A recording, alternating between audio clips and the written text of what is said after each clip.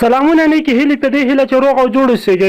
څه وجه وه چې نازیه اقبال له جاوید فضا څخه طلاق واخیست؟ ویډیو در سره حتما تر اخره پورې وګورئ. که ویډیو مو خوښه شوه نو حتما یې در سره لایک او له نورو دوستانو سره مو شیر کړئ. اول ځل دی چې یوه خبره را باندې ډېره بده ولګېده چې د نازیه اقبال او جاوید فضا د طلاق ویډیو مې وکتله، خو اوس راځو ځینې داسې حقایق درته وړاندې کوم چې په کتلو به یې حیران شئ.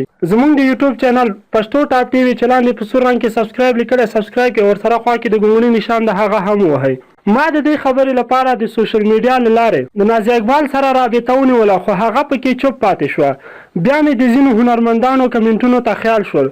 ځینې وایي چې دا ویډیو پخوانی ده او دا هغه کور دی چې په اسلام آباد بحریه ټاون کې پکې نازیه اقبال اوسېدله، او ځینې بیا داسې وایي چې دا طلاق نه واقع کېږي ځکه چې څلور مشهور نظرونه دي.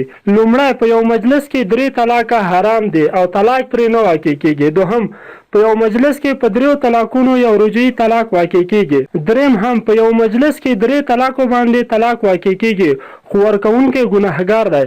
څلورم، ښځه چې امیدواره وي طلاق نه واقع کېږي. په دې کې بیا په هر مذهب کې بیل بیل نظرونه شتون لري. خو اوس راځو اصلي خبره دا ده. یو افغانه خور چې نوم یې کرشمه دی نازیه اقبال له ډېره نږدې پیژني. هغه په خپل فیسبوک پاڼه لیکلي چې د نازیه اقبال د مور او کورنۍ سر ته یې خطره ده.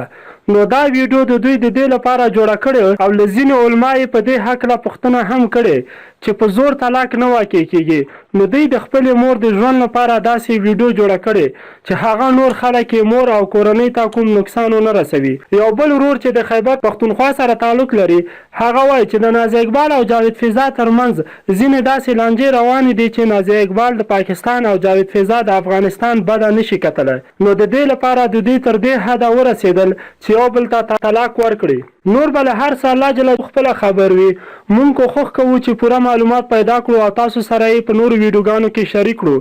نو دا وه زموږ ویډیو. که غواړئ چې تاسو ته پوره معلومات راوړو دا ویډیو در سره حتما لایک او له نورو دوستانو سره مو شریکه کړئ. ورسره په خوا کې زموږ د یوټیوب چینل پښتو ټاپ ټي وي سبسکرایب، ورسره په خوا کې د ګونګړي علامه هم ووهئ.